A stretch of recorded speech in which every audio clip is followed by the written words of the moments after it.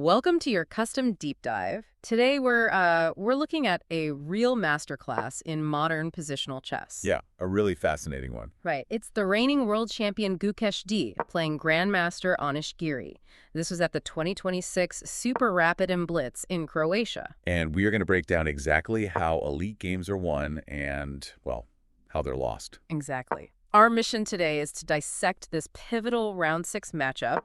We're zeroing in on just two major turning points. So a crucial mid-game blunder and then the brutal final winning sequence. Right, but to really understand why that blunder happened, we have to look at the structural setup first. Yeah, the board state going into it. Exactly. So it's a Rui Lopez, specifically the double deferred exchange variation. And Giri makes this massive gamble right out of the gate. He castles queenside, right, like tucking his king behind those doubled c-pawns.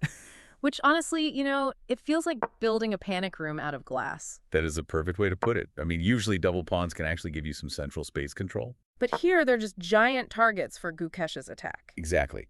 Because his king is hiding directly behind them, they turn into these static hooks. Basically, they're stuck on the c-file. Meaning Gukesh can just push his own b-pawn right up to meet them. Right, which forces a pawn trade that will instantly rip open the files directly in front of Giri's king.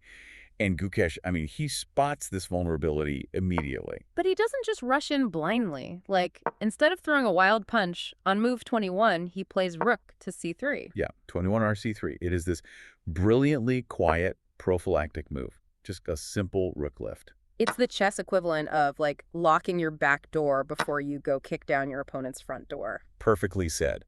He's defending his own vulnerable d3 pawn while getting ready to swing that exact same rook over to the queen side for the attack. And the psychological pressure of that must be just agonizing for Giri. Oh, absolutely. You know the storm is coming, but there's no immediate tactical threat to strike back against. So under that immense pressure, he cracks. Move 21, f6.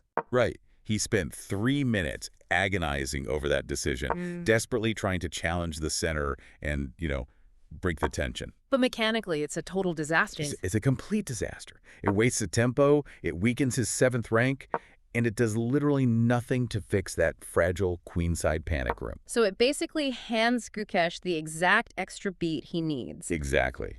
With that free tempo, Gukesh plays 23b5, breaking the queenside wide open, just like we talked about. And then, just a few moves later, he drives this tactical spearhead right into the position with 26a6. Yes, 26a6 is lethal. Wait, I was looking at the board geometry earlier, and, why couldn't Giri just eliminate that threat? Like, why not just play 26b takes a6 and just take the pawn? Well, let's game that out. If you're Giri and you capture that pawn, what file suddenly opens up? Oh, the a file, and Gukesh's rook is already set up to slide over to a3. Then go. The trap springs shut. Once that rook hits a3, the rook and queen perfectly align on that new a file. And Giri's king has literally 0 flight squares.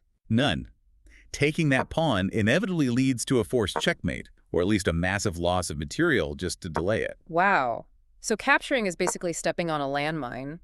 He's forced into 26b6. Right. Forced into passive defense. He's basically boarding up the windows while the roof is already collapsing. Which leads to that final sequence. He loses the exchange, right?